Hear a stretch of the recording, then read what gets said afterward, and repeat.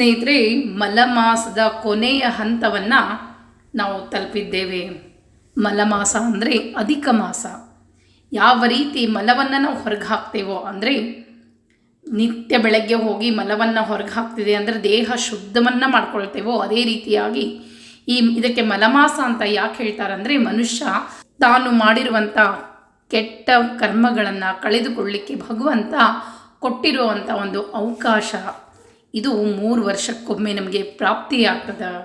ಇದುವರೆಗೂ ಯಾರೂ ಏನನ್ನೂ ಕೂಡ ನಾವು ದಾನವನ್ನು ಮಾಡಿಲ್ಲ ಅನ್ನೋದಾದರೆ, ಕೊನೆಯ ಒಂದು ಅವಕಾಶ ನಾಳೆ ಅಧಿಕ ಮಾಸದ ಕೃಷ್ಣ ಪಕ್ಷದ ದ್ವಾದಶಿ ತಿಥಿ ದಿವಸ ಏನು ಸಾಧ್ಯವೋ ಕೆಲವೊಂದು ವಸ್ತುಗಳನ್ನು ಹೇಳ್ತಾ ಹೋಗ್ತೀನಿ. ಎಷ್ಟು ಸಾಧ್ಯವೋ ಅಷ್ಟು ವಸ್ತುಗಳನ್ನು ನಿಮಗೆ ದಾನವಾಗಿ ಕೊಡ್ಬೋದು. ಮನುಷ್ಯ ತನ್ನ ಕರ್ಮಗಳನ್ನು ಕಳೆದುಕೊಳ್ಳಲಿಕ್ಕೆ ಒಂದು ಅವಕಾಶ ಇರ್ತದಲ್ಲ.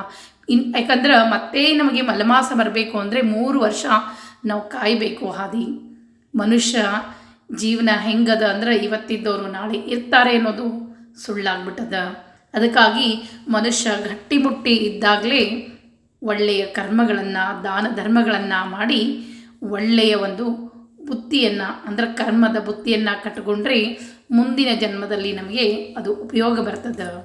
ನಾವು ಮಾಡಿದ ಏನು ಹಗಲು ರಾತ್ರಿ ಕಷ್ಟಪಟ್ಟು ಧನ ಧಾನ್ಯ ಏನು ಸಂಗ್ರಹಣೆ ಮಾಡ್ತೀವೋ, ಅವು ನಮ್ಮ ಒಂದು ಕೆಟ್ಟ ಸಮಯದಲ್ಲಿ ಕೈ ಹಿಡಿಯೋದಿಲ್ಲ. ನಾವು ಮಾಡಿದಂಥ ಪುಣ್ಯ ಕಾರ್ಯಗಳು ನಮ್ಮನ್ನು ಕೈ ಹಿಡಿದು ನಡೆಸ್ತದೆ. ಅದಕ್ಕಾಗಿ ಕೆಲವು ದಾನಗಳನ್ನು, ಸರಳವಾಗಿರುವಂಥ ದಾನಗಳನ್ನು ನಾಳೆ ಈ ದಿವಸ ಯಥಾಶಕ್ತಿ ದತ್ತಂ ನ ಮಮ, ಅಂದರೆ ನಾನು ಕೊಟ್ಟಿದ್ದು ನನಗಲ್ಲ, ನಂದಲ್ಲ ಅಂತ ಹೇಳ್ತೇವೆ. ಯಾವುದೇ ವಸ್ತುವನ್ನು ನಾವು ದಾನವಾಗಿ ಕೊಟ್ಟು ಅದನ್ನು ಮತ್ತೆ ಉಪಯೋಗಿಸಿದ್ರೆ ನಮಗೆ ದೋಷ ಬರ್ತದೆ. ಅದಕ್ಕಾಗಿ ಒಂದು ಒಳ್ಳೆಯ ಮನಸ್ಸಿನಿಂದ ದಾನವನ್ನು ಕೊಡಬೇಕು. ಆ ದಾನ ಹೆಂಗಿರಬೇಕು, ಕೊಟ್ಟ ದಾನ ಹೆಂಗಿರಬೇಕು, ಅತಿ ಶ್ರೇಷ್ಠವಾಗಿರಬೇಕು. ನಮ್ಮ ಕೈಯಲ್ಲಿರುವಂಥ ದುಡ್ಡಿನಿಂದ ಎಷ್ಟು ಯಥಾಶಕ್ತಿ ಇರ್ತದೋ ಅಷ್ಟು ಒಳ್ಳೆಯ ವಸ್ತುಗಳನ್ನು ದಾನವಾಗಿ ಕೊಡಬೇಕು. ಯಾಕಂದರೆ ಮನುಷ್ಯನ ಮನಸ್ಸು ಬಹಳಷ್ಟು ಚಂಚಲ. ನಾವೇನಾದರೂ ಯಾರಿಗಾದರೂ ಅಂಗಡಿಗೆ ಹೋಗಿ ಏನಾದರೂ ವಸ್ತುಗಳನ್ನು ತೆಗೆದುಕೊಳ್ಬೇಕು, ದಾನವಾಗಿ ಕೊಡಬೇಕು ಅಂತ ಹೇಳಿ ಅಂಗಡಿಗೆ ಹೋದಾಗ ಅಲ್ಲಿ ಇರುವಂಥ ಎಲ್ಲ ವಸ್ತುವನ್ನು ತೋರಿಸ್ತಾ, ನನ್ನ ಹತ್ರ ದುಡ್ಡಿದ್ರೂ ಕೂಡ ಇಷ್ಟು ಬೆಲೆಯ ವಸ್ತುಗಳನ್ನ ಯಾಕೆ ಕೊಂಡ್ಕೊಳ್ಬೇಕು, ಸುಮ್ಮನೆ ಸಾದಾ ಯಾವುದಾದ್ರೂ ಒಂದು ತೊಗೊಂಡ್ಬಿಡೋಣ ಅಂಥೇಳಿ.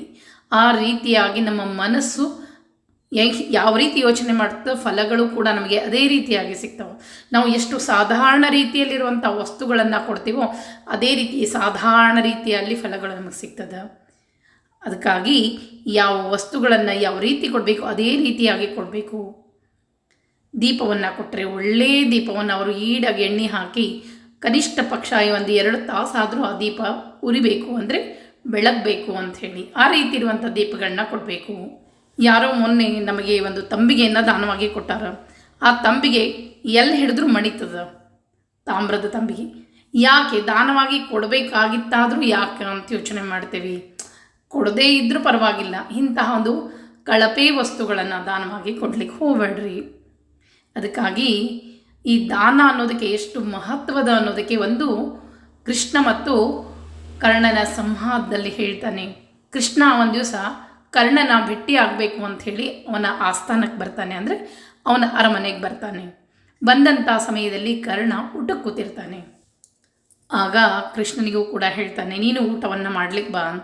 ಇಲ್ಲಪ್ಪ, ನಾನೆಲ್ಲ ಊಟವನ್ನು ಮುಗಿಸ್ಕೊಂಡು ಬಂದೀನಿ, ನೀನು ಊಟವನ್ನು ಮಾಡು ಅಂಥೇಳಿ ಕೃಷ್ಣ ಕೂತ್ಕೊಳ್ತಾನೆ. ಆಗ ಕೃಷ್ಣನಿಗೆ ಅನ್ನಿಸ್ತದ, ಕರ್ಣನನ್ನು ನಾನು ಒಂದು ಸಲ ಪರೀಕ್ಷೆ ಮಾಡಬೇಕು ಅಂಥೇಳಿ. ಆಗ ಯಾಕಂದರೆ ಕರ್ಣ ಬಹಳಷ್ಟು ದಾನವೀರ ಶೂರ ಅಂಥೇಳಿ ಹೆಸರನ್ನು ಗಳಿಸಿರ್ತಾನೆ. ಆಗ ಕೃಷ್ಣ ಹೇಳ್ತಾನೆ, ಕರ್ಣನ ಮುಂದೆ ಒಂದು ದೊಡ್ಡ ತಾಟು ಇಟ್ಟಿರ್ತಾರೆ. ತಾಟು ಅಂದರೆ ತಟ್ಟೆ. ಆ ತಟ್ಟೆ ತುಂಬ ವಿವಿಧ ಫಲಗಳನ್ನು ಇಟ್ಟಿರ್ತಾರೆ. ಅಷ್ಟು ಸುಂದರವಾಗಿ ಕೆತ್ತನೆಯನ್ನು ಮಾಡಿದಂಥ ಆ ಒಂದು ತಟ್ಟೆಯನ್ನು ನೋಡಿದಂಥ ಕೃಷ್ಣ ಕೇಳ್ತಾನೆ, ಎಷ್ಟು ಸುಂದರವಾಗಿದೆ ಈ ತಟ್ಟೆ, ನನಗೆ ಭಾಳ ಇಷ್ಟ ಆಯಿತು ಕರ್ಣ, ಈ ತಟ್ಟೆಯನ್ನು ನನಗೆ ಕೊಟ್ಬಿಡು ಅಂಥೇಳಿ. ಆಗ ಕರ್ಣ ಊಟಕ್ಕೆ ಕುಳಿತಂಥ ಕರ್ಣ ತಟ್ಟನೆ ಎದ್ದು ಬಂದು ಆ ಎಂಜಲ್ ಕೈಯಲ್ಲೇ ಆ ತಟ್ಟೆಯನ್ನು ಕೃಷ್ಣನಿಗೆ ಕೊಡ್ಲಿಕ್ಕೆ ಹೋಗ್ತಾನೆ. ಆಗ ಕೃಷ್ಣ ಅಂತಾನ, ಅಲ್ಲೋ ನೀನು ಎಂಜಲ್ ಕೈಯಲ್ಲಿದ್ದು ನನ್ನನ್ನು ಈ ತಟ್ಟೆಯನ್ನು ಕೊಡ್ಲಿಕ್ಕೆ ಬಂದಿಯಲ್ಲ ಅಂಥೇಳಿ. ಆಗ ಕರ್ಣ ಒಂದು ಮಾತು ಹೇಳ್ತಾನೆ, ಮನುಷ್ಯ ದಾನ ಅಂತ ಬೇಕು ಅಂತ ನೀನು ಕೇಳಿದ ತಕ್ಷಣ ನಾನು ಕೊಡಬೇಕು ಅಂದ ತಕ್ಷಣ ಕೊಟ್ಟು ಬಿಡಬೇಕು. ಬಹುಶಃ ನಾನು ಹೋಗಿ ಕೈ ತೊಳ್ಕೊಳ್ಳಿಕ್ಕೆ ಹೋಗಿ ಬರುವಷ್ಟರಲ್ಲಿ ನನ್ನ ಬುದ್ಧಿ ಚಂಚಲ ಆಗಿ ಆ ವಸ್ತು ಅವನಿಗ್ಯಾಕೆ ದಾನ ಕೊಡಬೇಕು ಅಂತ ಹೇಳಿ ನನ್ನ ಕೆಟ್ಟ ಬುದ್ಧಿ ನನಗೇನಾದರೂ ಹೇಳ್ತಂದರೆ, ನನ್ನ ಮನಸ್ಸೇನಾದರೂ ಬದಲಾದರೆ, ಅದಕ್ಕಾಗಿ ದಾನವನ್ನು ಕೊಡಬೇಕು ಅಂತಿದ್ದಾಗ ಕೊಟ್ಟು ಮುಗಿಸ್ಬಿಡ್ಬೇಕು. ನಾವು ಅದನ್ನು ಸ್ವಲ್ಪ ಹೊತ್ತು ನಿಧಾನ ಮಾಡಿದರೂ ಕೂಡ ನಮ್ಮ ಮನಸ್ಸು ಚಂಚಲ ಮನಸ್ಸಿರ್ತದಲ್ಲ, ಇರಲಿ ಬಿಡು, ಅದೇ ದುಡ್ಡು ನಮಗೆ ಎದಕ್ಕಾದರೂ ಆಗುತ್ತೆ ಅಂಥೇಳಿ ಈ ರೀತಿಯಾಗಿ ಯೋಚನೆ ಮಾಡ್ತೆ ಮನುಷ್ಯ ಗಟ್ಟಿಮುಟ್ಟಿ ಇದ್ದಾಗ ದಾನ ಧರ್ಮಗಳನ್ನು ಮಾಡಿ ಪುಣ್ಯವನ್ನು ಕಟ್ಟಿಕೊಳ್ಬೇಕು. ಅದು ಈ ಜನ್ಮದಲ್ಲಿ ಮಾತ್ರ ಅಲ್ಲ, ಮುಂದಿನ ಜನ್ಮದಲ್ಲೂ ಕೂಡ ನಮಗೆ ಪ್ರಾಪ್ತಿಯಾಗ್ತದೆ ಅದರ ಫಲ. ನಾನು ಈಗಾಗಲೇ ಹೇಳಿದೆ, ಏಕಾದಶಿ ದಿವಸ ಸುಮೇಧ ಏನನ್ನೂ ದಾನವಾಗಿ ಕೊಟ್ಟಿರುವುದಿಲ್ಲ. ಯಾಕೆ? ಪೂರ್ವ ಜನ್ಮದಲ್ಲಿ ಏನನ್ನು ದಾನವಾಗಿ ಮಾಡಿದ್ದಿಲ್ವೋ ಅದು ಈ ಜನ್ಮದಲ್ಲಿ ನಮಗೆ ಸಿಗುವುದಿಲ್ಲ ಅಂಥೇಳಿ. ಏನನ್ನು ದಾನ ಮಾಡಬೇಕು ಅಂದರೆ ಮನುಷ್ಯ ವಿದ್ಯೆಯನ್ನು ದಾನ ಕೊಡಬೇಕು. ಒಳ್ಳೆಯ ಕೆಲಸಗಳನ್ನು, ಇನ್ನೊಬ್ಬರಿಗೆ ಸಂತೋಷ ಆಗಲಿ ಅಥವಾ ಇನ್ನೊಬ್ಬರಿಗೆ ಉಪಕಾರ ಆಗುವಂಥ ಕೆಲಸಗಳನ್ನು ಮಾಡಬೇಕು. ಜಲದಾನ ಮುಖ್ಯವಾಗಿ ಮಾಡಬೇಕು ಅಂತ ಹೇಳ್ತದೆ. ಅನ್ನದಾನವನ್ನು ಮಾಡಬೇಕು. ಯಥಾಶಕ್ತಿ ಧನಧಾನ್ಯವನ್ನು ಮಾಡಬೇಕು. ಭೂದಾನವನ್ನು ಮಾಡಲಿಕ್ಕೆ ಆಗದೇ ಇದ್ದರೂ ಕೂಡ ಭೂದಾನಕ್ಕೆ ಸಮಾನವಾದಂಥ ಎಷ್ಟೋ ದಾನಗಳು ನಮ್ಮಲ್ಲಿ ಬರ್ತದೆ. ಈ ಅಧಿಕ ಮಾಸದಲ್ಲಿ ನಾವು 33 ದಾನ ಏನು ಹೇಳ್ತೇವಲ್ಲ, ಅಪೂಪದಾನ, 33 ಅಪೂಪದಾನವನ್ನು ಕೊಟ್ಟರೆ ಭೂದಾನ ಕೊಟ್ಟಷ್ಟೇ ಪುಣ್ಯವನ್ನು ಪಡಿತಾನಂತೆ.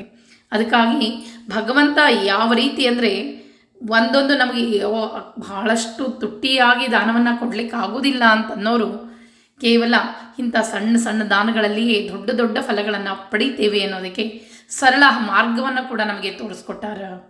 ಅದಕ್ಕಾಗಿ ನಾಳೆ ದಿವಸ ವಿಶೇಷವಾಗಿ ಕೆಲವು ದಾನಗಳನ್ನು ಹೇಳಿಕೊಡ್ತೀನಿ. ಯಥಾಶಕ್ತಿ ದಾನವನ್ನು ಮಾಡಿರಿ, ಪುಣ್ಯವನ್ನು ಸಂಪಾದನೆಯನ್ನು ಮಾಡಿಕೊಳ್ಳ್ರಿ. ನಾಳೆ ದಿವಸ ವಿಶೇಷವಾಗಿ ಶುಕ್ರವಾರ ದಿವಸ ದ್ವಾದಶಿ ಯೋಗ ಭರಣಿ ನಕ್ಷತ್ರದಲ್ಲಿ ನಮಗೆ ಪ್ರಾಪ್ತಿಯಾಗಲಿಗತ್ತದ. ಈ ಅಧಿಕ ಜ್ಯೇಷ್ಠ ಮಾಸದಲ್ಲಿ ಕೃಷ್ಣ ಪಕ್ಷದ ದ್ವಾದಶಿ ದಿವಸ ವಿಶೇಷವಾಗಿ ನಾಳೆ ದಿವಸ ಮುತ್ತೈದರಿಗೆ ಅರಿಶಿನ ಕುಂಕುಮವನ್ನು ದಾನವಾಗಿ ಕೊಡಬೇಕು. ಹೂ ತಾಂಬೂಲವನ್ನು ದಾನವಾಗಿ ಕೊಡಬೇಕು. ಅಷ್ಟೇ ಅಲ್ಲ, ತೆಂಗಿನಕಾಯಿ ಶ್ರೀಫಲ ಅಂತ ಹೇಳ್ತೇವೆ, ದಾನವಾಗಿ ಕೊಡಬೇಕು. ಮಾವಿನ ಹಣ್ಣುಗಳ ದಾನವನ್ನು ಕೊಡಬೇಕು. ಸಕ್ಕರೆ ತುಪ್ಪಕ್ಕೆ ಅಭಿಮಾನಿ ದೇವತೆ ಮಹಾಲಕ್ಷ್ಮಿ. ನಾಳೆ ದಿವಸ ವಿಶೇಷವಾಗಿ ಆರ್ಥಿಕ ಸಂಕಷ್ಟಗಳಿದ್ದರೆ ಸಕ್ಕರೆ ಮತ್ತು ತುಪ್ಪವನ್ನು ದಾನವಾಗಿ ಯಥಾಶಕ್ತಿಯಾಗಿ ಬ್ರಾಹ್ಮಣರಿಗೆ ದಾನವಾಗಿ ಕೊಡಬೇಕು, ಅಥವಾ ದೇವಸ್ಥಾನಕ್ಕೆ ಕೊಟ್ಟರು ನಡೀತದೆ. ಕಡಲೆಬೇಳೆಯನ್ನು ಒಂದು ಹಿತ್ತಾಳಿ ಅಥವಾ ಕಂಚಿನ ಪಾತ್ರೆಯಲ್ಲಿ ಹಾಕಿ ದಾನವಾಗಿ ಕೊಡಬೇಕು. ಕಡಲೆಬೇಳೆ, ಬೆಲ್ಲ ಒಂದು ಕಂಚಿನ ಪಾತ್ರೆಯಲ್ಲಿ ದಾನವಾಗಿ ಕೊಡ್ಬೋದು. ಕಂಚಿನ ಪಾತ್ರೆಯಲ್ಲಿ ತುಪ್ಪ ದಾನವಾಗಿ ಕೊಟ್ಟರೆ ದಾರಿದ್ರ್ಯ ದೂರ ಆಗ್ತದೆ. ಒಂದು ಕಂಚಿನ ಪಾತ್ರೆಯಲ್ಲಿ ಕರಿ ಎಳ್ಳು ಅಥವಾ ಬಿಳಿ ಎಳ್ಳನ್ನು ದಾನ ಮಾಡೋದ್ರಿಂದ ನಿಮ್ಮ ಪಿತೃಗಳು ಕೂಡ ತೃಪ್ತರಾಗ್ತಾರೆ. ನೀವು ಕೂಡ ಎಷ್ಟೋ ವರ್ಷ ನಾಳೆ ಪುರುಷೋತ್ತಮನನ್ನು ನೆಂದು ದಾನವಾಗಿ ಕೊಟ್ಟರೆ ಎಷ್ಟು ಎಳ್ಳಿನ ಕಾಳು ದಾನ ಕೊಟ್ಟಿರ್ತಾರೋ ಅಷ್ಟು ನೀವು ಸ್ವರ್ಗವನ್ನು ಪ್ರಾಪ್ತಿಯಾಗ್ತದೆ ಅಂಥೇಳಿ ಶಾಸ್ತ್ರ ಹೇಳ್ತದೆ. ನಾಳೆ ದಿವಸ ವಿಶೇಷವಾಗಿ ಒಂದು ತಾಮ್ರದ ತಂಬಿಗೆಯಲ್ಲಿ ನೀರನ್ನು ತುಂಬಿ ದಾನ ಮಾಡೋದ್ರಿಂದ ಜಲದಾನ ಅತ್ಯಂತ ಶ್ರೇಷ್ಠ ದಾನ ಅನಿಸ್ಕೊಳ್ತದೆ. ಒಬ್ಬ ಬ್ರಾಹ್ಮಣನಿಗೆ ತಾಂಬೂಲದಲ್ಲಿ 33 ನಾಣ್ಯಗಳನ್ನು ಇಟ್ಟು 33 ಅಡಿಕೆ ಬೆಟ್ಟಗಳನ್ನು ಇಟ್ಟು ನಾಳೆ ಈ ದಿವಸ ದಾನ ಮಾಡೋದ್ರಿಂದ ಸರ್ವಶ್ರೇಷ್ಠ ದಾನ ಅನ್ನಿಸ್ಕೊಳ್ತದೆ. ಇನ್ನು ಯಾವ ಹೆಣ್ಣು ಮಕ್ಕಳಿಗೆ ಮದುವೆ ಆಗಿಲ್ಲ, ಗಂಡು ಮಕ್ಕಳಿಗೆ ಮದುವೆ ಆಗಿಲ್ಲ, ಅರಿಶಿಣದ ಬೇರನ್ನು 33 ಬೇರನ್ನು ತಂದು ದೇವಿ ಮುಂದೆ, ಲಕ್ಷ್ಮೀ ದೇವಿಯ ಮುಂದೆ ಇಟ್ಟು ನಾಳೆ ದಿವಸ ವಿಶೇಷವಾಗಿ ತಾಂಬೂಲ ದಕ್ಷಿಣೆ ಸಹಿತ ಅರಿಶಿಣ ಬೇರನ್ನು ದಾನ ಮಾಡೋದ್ರಿಂದ, ಮಕ್ಕಳ ಬೇರು ದಾನ ಮಾಡೋದು ಶ್ರೇಷ್ಠ. ಯಾರಿಗೆ ಮಕ್ಕಳಿಲ್ವೋ ಅವರಿಗೂ ಕೂಡ ಮಾಡಬಹುದು. ಸಂತಾನ ಪ್ರಾಪ್ತಿ ಆಗ್ತದೆ, ವಿವಾಹ ಯೋಗ ಕೂಡಿ ಬರ್ತದೆ, ಮನೆಯಲ್ಲಿ ಮಂಗಳ ಕಾರ್ಯಗಳು ಏರ್ಪಡ್ತದೆ. ಅದಕ್ಕಾಗಿ 33 ಅರಿಶಿಣ ಬೇರವನ್ನು ಯಾವುದಾದ್ರೂ ದೇವಸ್ಥಾನಕ್ಕೆ ಕೊಡ್ಬೋದು ಅಥವಾ ಬ್ರಾಹ್ಮಣನಿಗೆ ದಾನವಾಗಿ ಕೊಡ್ಬೋದು, ಮುತ್ತೈದಿಗೂ ಕೂಡ ಕೊಡ್ಬೋದು. ಇನ್ನು ಹಾಲು ಸಕ್ಕರೆ ದಾನ ಮನೆಯಲ್ಲಿ ಸಂತೋಷಣೆ ತರಬೇಕು ಅನ್ನೋದಾದರೆ ನಾಳೆ ದಿವಸ ಹಾಲು ಸಕ್ಕರೆ ಒಂದು 4-5 ಮುತ್ತೈದೆಯನ್ನು ಕರೆದು ಹಾಲು ಸಕ್ಕರೆಯನ್ನು ಕುಡಿಲಿಕ್ಕೆ ಕೊಡ್ರಿ. ಅದು ಅತ್ಯಂತ ಶ್ರೇಷ್ಠ ಅನ್ನಿಸ್ಕೊಳ್ತದೆ. ಗೆಜ್ಜೆ ವಸ್ತ್ರದಾನ, ಗೆಜ್ಜೆ ವಸ್ತ್ರವನ್ನು ಮಾಡಿ ಒಂದು ಯಥಾಶಕ್ತಿ 108 ಗೆಜ್ಜೆ ಇರುವಂಥದ್ದು ಅಥವಾ 33 ಒಂದು 5 ಗೆಜ್ಜೆ ವಸ್ತ್ರನೋ, ಈ ರೀತಿಯಾಗಿ ಗೆಜ್ಜೆ ವಸ್ತ್ರವನ್ನು ವಸ್ತ್ರ ಸಹಿತವಾಗಿ ದಾನ ಅಂದರೆ ವಸ್ತ್ರ ಅಂತಂದರೆ ನೀವು ಸೀರೆಯನ್ನು ಕೊಡ್ಬೋದು, ಅಥವಾ ಒಂದು ಬ್ಲೌಸ್ ಪೀಸ್ ಜೊತೆ ಆ ವಸ್ತ್ರವನ್ನು ಇಟ್ಟು ಒಂದು ಮುತ್ತೈದಿಗೆ ದಾನವಾಗಿ ಕೊಡ್ಬೋದು. ಅಂದರೆ ವಸ್ತ್ರ ದಾರಿದ್ರ್ಯ ಬರುವುದಿಲ್ಲ ಅಂಥೇಳಿ. ಇನ್ನು ದೀಪದಾನ ಅಂತ ಹೇಳ್ತೀವಿ. ದೀಪದಾನ ಸರ್ವಕಾಲಕ್ಕೂ ಶ್ರೇಷ್ಠ ದಾನ. ದೀಪದ ಜೊತೆಗೆ ಸ್ವಲ್ಪ ತುಪ್ಪ, ಒಂದು ಜೊತೆ ಬತ್ತಿಯನ್ನು ಇಟ್ಟು ದೀಪದಾನವನ್ನು ಕೊಡ್ರಿ.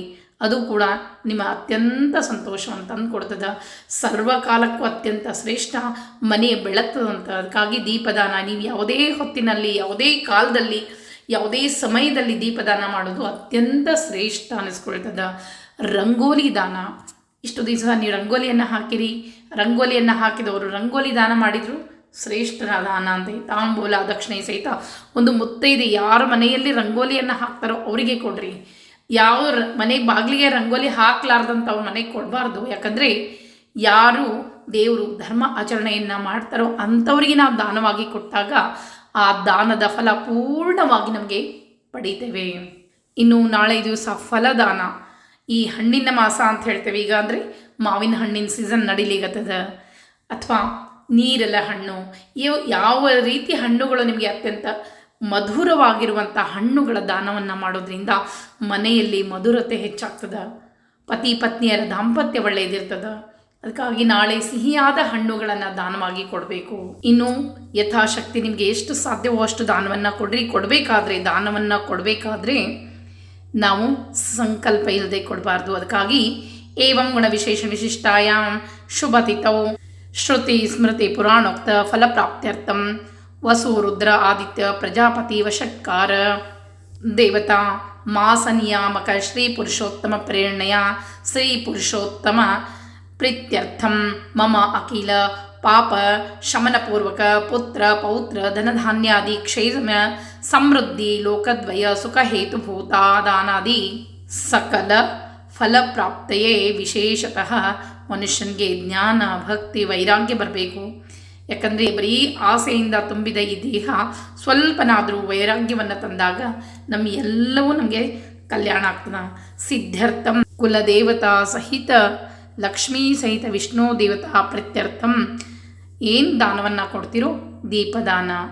ನಾನು ಇಷ್ಟು ದಾನಗಳನ್ನು ಹೇಳಿದೆ. ಅದರಲ್ಲಿ ಯಾವ ದಾನವನ್ನು ಕೊಡ್ತಿರೋ ದಾನವನ್ನು ಹೇಳಿಕೊಂಡು ದಾನಮಹಂ ಕರಿಷ್ಯೆ ಅಂಥೇಳಿ ನೀರು ಬಿಟ್ಟು ಅದನ್ನು ಮಂಡಲವನ್ನು ಮಾಡಿ ಅಲ್ಲಿ ಇಡಬೇಕು. ಭಗವಂತನಿಗೆ ಬೇಡ್ಕೊಳ್ಬೇಕು, ಈ ದಾನವನ್ನು ನಾನು ಕೊಡ್ತಾ ಇದ್ದೀನಿ, ನನ್ನ ಸಕಲ ಸಂಕಷ್ಟಗಳೆಲ್ಲ ದೂರ ಆಗಲಿ ಅಂತ ಬೇಡ್ಕೊಂಡು ನಂತರ ತಾಂಬೂಲ ದಕ್ಷಿಣೆ ಸಹಿತ ಒಂದು ಬ್ರಾಹ್ಮಣನಿಗೆ ಕೊಟ್ಟು ದತ್ತಂ ನ ಮಮ ಅಂಥೇಳಿ ನಮಸ್ಕಾರ ಮಾಡಿ ಅವರಿಂದ ಆಶೀರ್ವಾದವನ್ನು ಪಡಿಬೇಕು.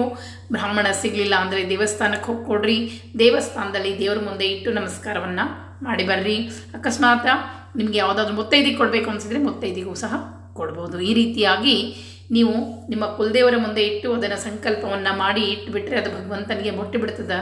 ಮುಂದೆ ನೀವು ದೇವಸ್ಥಾನಕ್ಕೆ ಕೊಡ್ಬೋದು, ಮುತ್ತೈದಿಗೆ ಕೊಡ್ಬೋದು, ಬ್ರಾಹ್ಮಣನಿಗೆ ಕೊಡ್ಬೋದು. ನಂತರ ನಮಸ್ಕಾರ ಮಾಡಿ ಕೊಟ್ಟು ಬಂದರೆ ವಿಶೇಷ ಫಲಗಳು ನಿಮಗೆ ಪ್ರಾಪ್ತಿಯಾಗ್ತದೆ. ಈ ರೀತಿಯಾಗಿ ನಾಳೆಯ ದ್ವಾದಶಿಯನ್ನು ಅರ್ಥಪೂರ್ಣವಾಗಿ ಆಚರಣೆಯನ್ನು ಮಾಡಿ ಸಕಲ ಸಂಕಷ್ಟಗಳನ್ನು ಕಳೆದುಕೊಳ್ಳ್ರಿ ಅಂತ ಹೇಳ್ತಾ, ಮತ್ತು ಈ ಅಧಿಕ ಮಾಸ ಯಾವಾಗ ಮುಗೀತದ, ಯಾವ ರೀತಿ ಅದನ್ನು ನಾವು ಸರಿಯಾಗಿ ಅಂದರೆ ಯಾವ ರೀತಿ ನಾವು ಶುರು ಮಾಡಿರ್ತೇವೋ ಅಂದರೆ ಆರಂಭ ಇರ್ತದೋ ಅದೇ ರೀತಿಯಾಗಿ ನಾವು ಸರಿಯಾದ ರೀತಿಯಲ್ಲಿ ಮುಗಿಸ್ಬೇಕಾಗ್ತದೆ. ಅದಕ್ಕೆ ವಿಧಿವಿಧಾನಗಳಿರ್ತದೆ. ಅದನ್ನು ಮುಂದಿನ ವಿಡಿಯೋದಲ್ಲಿ ಪೂರ್ಣ ವಿವರವಾಗಿ ತಿಳಿಸ್ಕೊಡ್ತೀನಂತ. ಈ ಅಧಿಕ ಮಾಸ ಫಲ ಪೂರ್ಣ ಪ್ರಾಪ್ತಿಯಾಗಲಿಕ್ಕೆ ಸರಳ ವಿಧಾನ ಹೇಳ್ಕೊಡ್ತೀನಿ. ಮತ್ತೆ ಮುಂದಿನ ವಿಡಿಯೋ ಸಿಗ್ತೀನಿ. ನಮಸ್ಕಾರ.